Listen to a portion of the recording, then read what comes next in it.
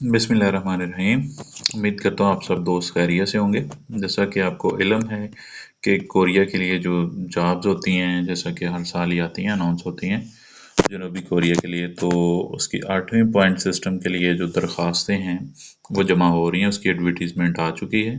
तो आज हम उस एडवर्टीज़मेंट को डिटेल से देखेंगे कि इसमें क्या कुछ जो है वो उन्होंने मेंशन किया हुआ है, क्या क्या कौन कौन बंदा इसमें अप्लाई कर सकता है, किस तरह से अप्लाई का प्रोसेस होगा, कब उसकी कुरानंदाजी होगी और कुरानंदाजी के बाद प्री रजिस्ट्रेशन किस तारीख से किस तारीख तक होगी, कोरियन ज़ुबान के इम्तहानात जो है वो किस शेड्यूल के मुताबिक होंगे, और फिर उसके बाद जो है वो उनके नतीजों का ऐलान कब होगा, उनका स्किल टेस्ट कब होगा, वो सारे का सारा जो है वो हम देखते हैं।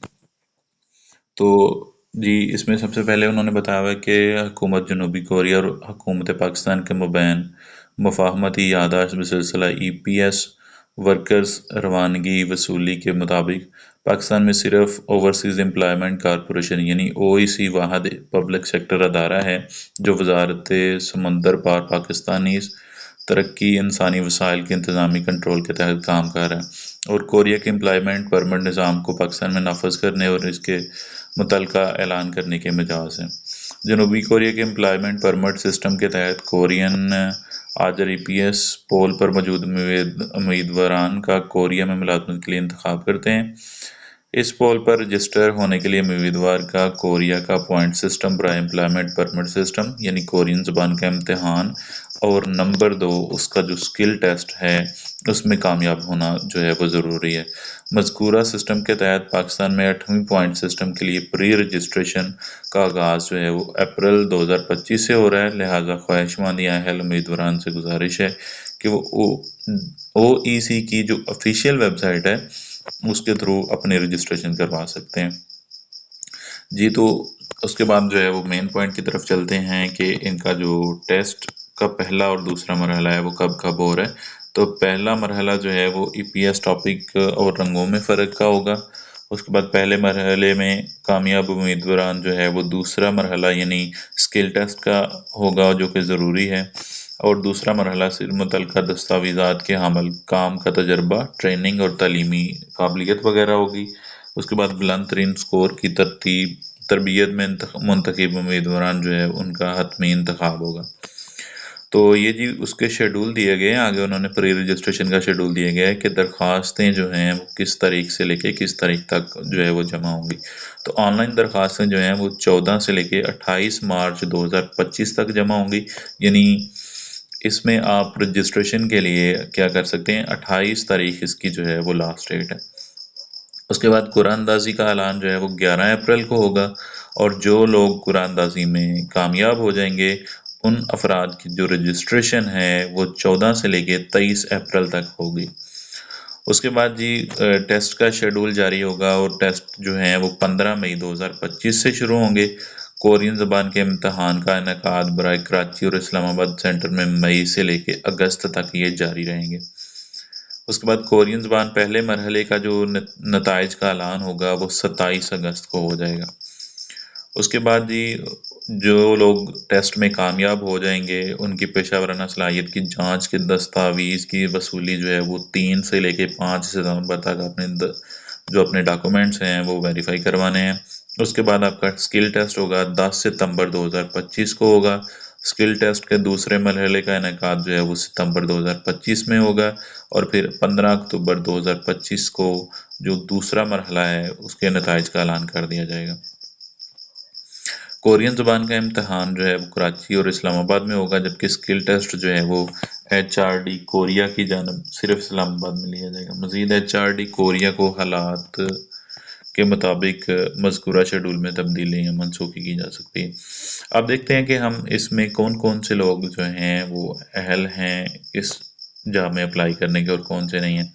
तो उम्र की हद है सबसे पहले जिनकी तारीख पैदाइश 15 अप्रैल 1985 से 14 अप्रैल 2007 के दरमियान होगी, वो सारे लोग जी इस कुरानंदाजी में या दरख्वास्त देने के प्री रजिस्ट्रेशन करवाने के अहल हैं। ना तो इससे कम एज मतलब जिनकी डेट ऑफ बर्थ जो है वो 15 अप्रैल 1985 से कम की है वो नहीं अप्लाई कर सकते, और ना ही 14 अप्रैल 2007 से बाद वाले जो लोग हैं वो अप्लाई कर सकते हैं। اس کے علاوہ دوسرا انہوں نے کہا ہے کہ عدالت سے سزا یافتہ بھی نہیں ہونا چاہیے جو درخواست جمع کروا رہا ہو۔ دوسرے نمبر پہ غیر قانونی طور پر وہ کوریا میں بھی نہ ٹھہرا ہوا ہو۔ درخواست دینے کے لیے ضروری ہے کہ اس کا نام ECL میں نہ ہو، یعنی ایگزٹ کنٹرول لسٹ میں نہ ہو۔ درخواست دینے کے لیے یہ بھی ضروری ہے کہ وہ کلر بلائنڈ نہ ہو، مطلب رنگوں میں فرق محسوس کر سکتا ہو۔ کسی بھی قسم کی جسمانی معذوری بشمول ہاتھ پاؤں کی کٹی ہوئی انگلیاں یا ریڑھ کی ہڈی کے مورے لے ہوئے یا ٹی بی والے بندے بھی اس میں اہل نہیں ہیں۔ ایسے افراد جو 5 سال یا زائد کام کر چکے ہیں، ٹھیک ہے، جنوبی کوریا میں، وہ بھی درخواست کے لیے اہل نہیں ہیں۔ اب ہم بات کرتے ہیں جی کہ آپ نے اس کی درخواست دینے کا طریقہ کس طرح سے ہے اور کیسے آپ نے کرنی ہے۔ تو اس کی پری رجسٹریشن کے لیے آپ کے پاس کمپیوٹرائز پاسپورٹ کا ہونا ضروری ہے۔ نمبر 2، اس نے کہا ہے کہ OEC کی ویب سائٹ کے ذریعے ہی آن لائن رجسٹریشن کروائی جا سکتی ہے۔ اب جو بندہ درخواست دے گا وہ مینوفیکچرنگ کیٹیگری سلیکٹ کرے گا، اور اس میں 3 ہیں، ایک اسمبلی، اس کی مزید مطلب سب برانچز ہیں، اسمبلی، پیمائش یا جوائننگ میں سے کسی ایک کا انتخاب کرنا ہوگا، جو بعد میں تبدیل نہیں ہوگا، وہی سارے کا سارا جو ہے وہ رہے گا جب بندہ ادھر چلا جائے گا۔ تو سندھ اور بلوچستان کے عوام کے لیے کراچی آفس انہوں نے بنا دیا ہے تاکہ وہاں پر ہی کورین کے ٹیسٹ بھی وہاں پر ہی ہوگا، ٹھیک ہے۔ یہ خوشخبری ہے ذرا سندھ اور بلوچستان والے لوگوں کے لیے۔ تو پری رجسٹریشن کے لیے آن لائن اپلائی کرتے وقت ٹیسٹ کے مقام میں انہوں نے کراچی کا انتخاب کرنا ہے، اگر کوئی اور کر لیں گے تو وہ بعد میں تبدیل نہیں ہوگا۔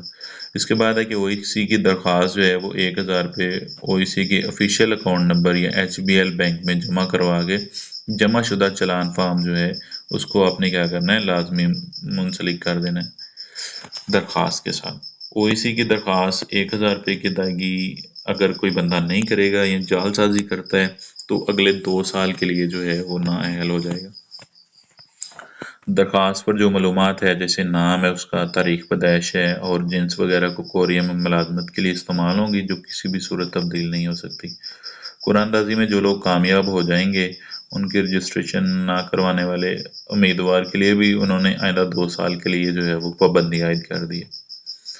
رجسٹریشن کا طریقہ یا قرآن اندازی میں کامیاب ہونے کے بعد کیا کریں گے، وہ طریقہ کار ہے جی۔ رجسٹریشن کے لیے صرف پری رجسٹریشن قرآن اندازی میں جو لوگ کامیاب ہو جائیں گے وہ OEC کی ویب سائٹ کے ذریعے اپلائی کریں گے اور نزدیکی آفس سے بھی معلومات لے سکتے ہیں۔ HRD کوریا کی ٹیسٹ فیس امریکی ڈالر کے مساوی پاکستانی روپے میں انہوں نے جو ہے وہ چالان فارم مقررہ وقت پر جو ہے وہ OEC کی ویب سائٹ پر دستیاب ہوگا تو اس میں جمع کروا دینی ہے۔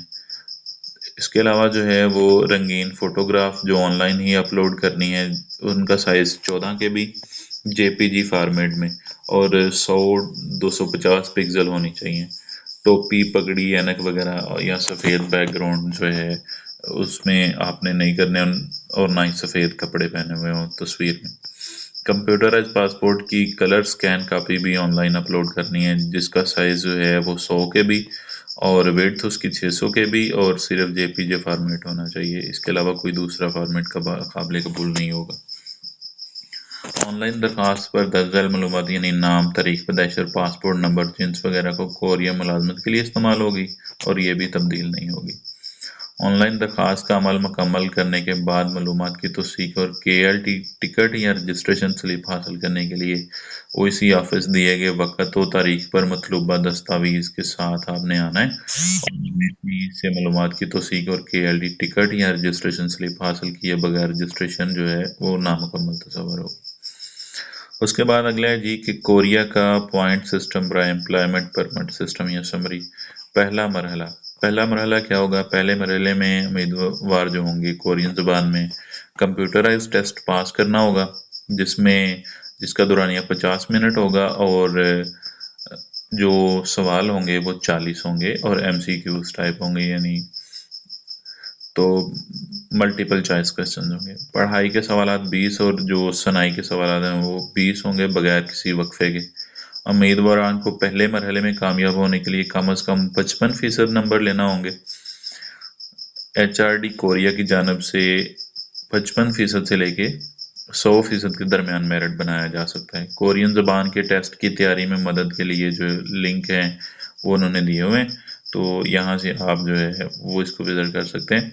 epstopic.hrd.korea.or.kr या epstopic/book STD स्टैंडर्ड टेक्स्ट, ये नीचे लिंक जो है वो दे दिया जाएगा डिस्क्रिप्शन में, आप वहाँ से कॉपी कर सकते हैं, इसको देख सकते हैं।